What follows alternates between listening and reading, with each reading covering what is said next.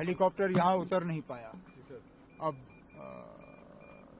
पहलगाम के उस हादसे के बाद मुझे अब मौका मिला कि मैं यहाँ आऊँ। एक तो मैं खुद यहाँ के हालात देखना चाहता था, दूसरा मैं यहाँ के लोगों को ये भरोसा और ये यकीन दिलाना चाहता था कि उनके इस मुश्किल दौर में हम उनके साथ हैं।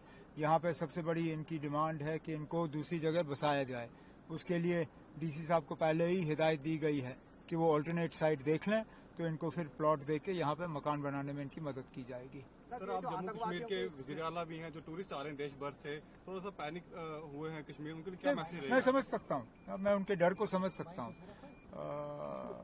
मैं अपनी जगह मैं मतलब जो लोग छुट्टी करने के लिए आते हैं उनको इस तरह का टेंशन नहीं चाहिए, लेकिन मैं उनको यही कहना चाहता हूँ कि अगर इन हालात में उन्होंने कश्मीर को ऐसे छोड़ दिया तो कहीं हमारे जो दुश्मन हैं उनकी जीत तो नहीं होगी, क्योंकि जाहिर सी बात है कि अगर टूरिस्ट को निशाना बनाया गया तो उनका मकसद ही ये था कि कहीं कश्मीर से जो है सारे टूरिस्ट निकल जाने चाहिए। लेकिन जान सबको प्यारी होती है, तो मेरी तो सिर्फ उनसे यही मोतबाना अपील होगी कि हालात को देखिए और उसके बाद फैसला करिए। सर, ये जो एक कोशिश की गई थी हिंदू मुस्लिम को तोड़ने की टूरिस्ट अटैक के बाद, तो क्या लगता है आपको कितना असर पड़ा उससे कि दोबारा से ये ना कोई आपको ये तो नहीं कह सकता है कि असर नहीं हुआ।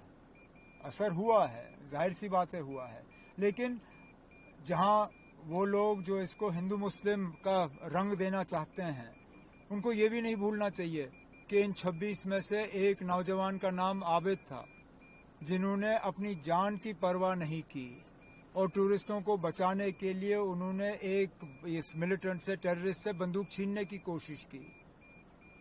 तो जो लोग इसको हिंदू मुस्लिम का रंग देना चाहते हैं या जो लोग ये कहने की कोशिश कर रहे हैं कि कश्मीरी जो है वो मिलिटेंसी का साथ देते हैं, उनको ये देखना चाहिए किस तरह आबिद ने अपनी जान की परवाह नहीं की और किस तरह जम्मू कश्मीर के लोग बिना मजहब मिलत इस चीज की निंदा करने के लिए बाहर निकले। सर, इंडियन गवर्नमेंट कहती है कि हम पाकिस्तान में एक भी पानी का बूंद जाने नहीं देंगे, तो उससे आप क्या कहेंगे? अब ये इंडस वाटर ट्रीटी पहले ही हमें जम्मू कश्मीर को बहुत भारी पड़ा है।